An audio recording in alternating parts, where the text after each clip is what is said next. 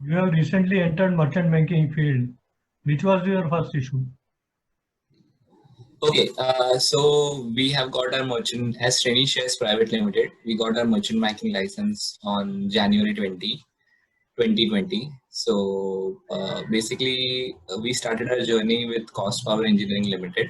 So as we got our merchant banking license, in the next month we filed the DRSP with the stock exchange, and on 30th March we got the company listed on BSE SME. So Cost Power was the first IPO. Post that, we did one more IPO on NSE Emerge called as KSolves India Limited. That was open from 24th June to 26th June, and it got listed on 6th of July.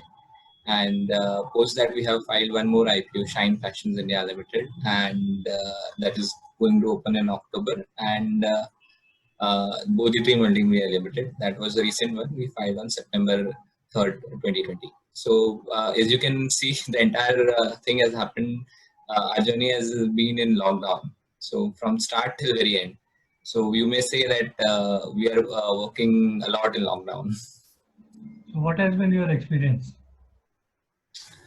So experience, I would say it's a challenging thing. When I was working with other merchant bankers and stock exchanges earlier, so I always thought that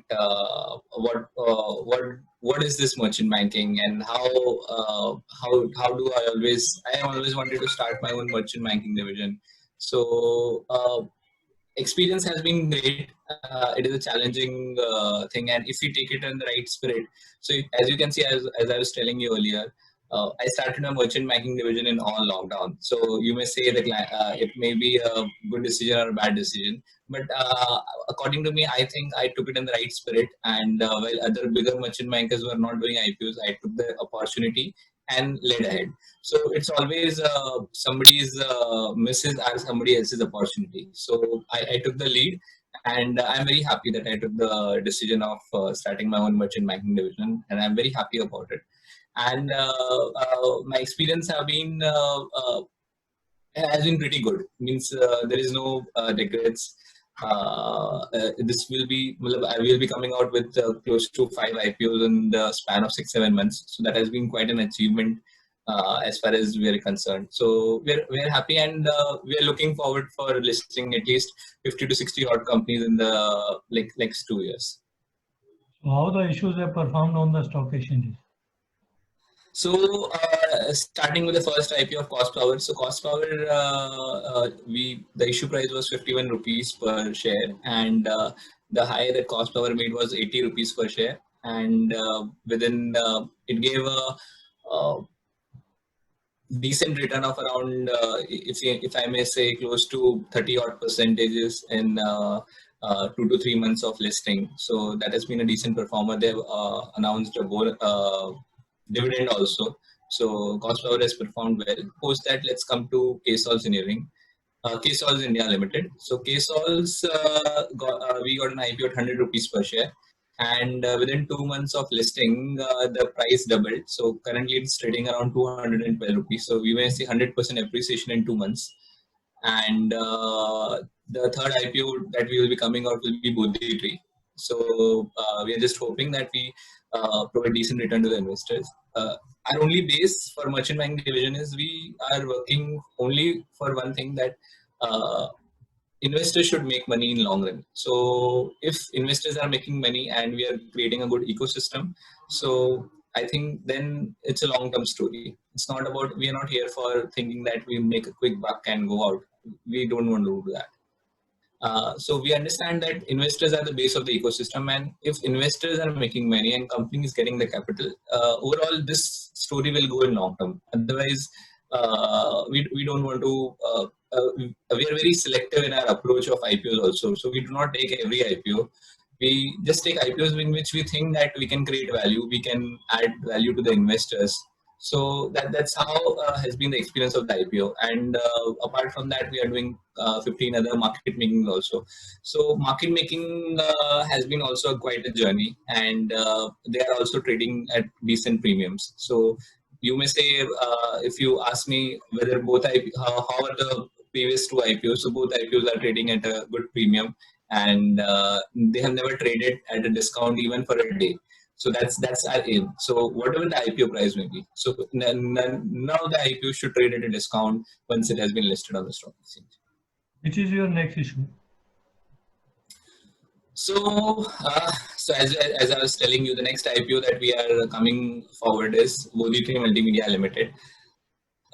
The company is in producing. Well, the company is in business of creating OTT contents, and they do a lot of TV shows. They produce a lot of TV shows. So they are coming with an IPO on 9th of October. It will be till 9th to 13th of October, and the issue price is around 95 rupees. I would say the company, both the promoters of the company, Mautik Tolia and Sukesh Motwani, are seasoned entrepreneurs, because they have been doing this business since last 15-20 years, and then they started their own firm in 2014. So our thought process is a match. So they both are driven more by the zeal and the enthusiasm that they have in telling stories. So basically, when I asked him, why did you enter this business? So he told me, I wanted, as a person, I am a storyteller. So he told me this, okay, I'm a storyteller, and that's the enthusiasm that I want to tell stories to people, and that's the reason we entered this business. So if you ask me, the basics are correct, and I think IPO should perform well in long-term basis. How much strong is the issue and how it is well priced? Sorry, I didn't get your question. How much strong is the issue and how it is well priced? Share price and the issue. Okay. So share price is around 95 rupees per share. So if you ask me, it's valued at around 3 times the price earning multiple. And the earlier year profit was around 3.6 crores, and the IPO that we are bringing is around 3.7 crores. So overall, the post-issue valuation that we are looking at around 10 odd crores for a 3.6 crore IPO. So it's been pretty much valued at a discount, I would say. So we have left a lot of things for the investors, and that's how this whole activity functions. So if you don't leave anything from the investor, why should investors invest? So the first thing that when we were pricing the issue, everybody told me it's very thinly priced, means like the price should be at least 125, 130, 140. But I told them, if we price that way, it's not going to leave anything for them. And where are investors going to make money? They are giving capital to the business. From this capital, the promoters are going to expand. They're usually using it for working capital requirement.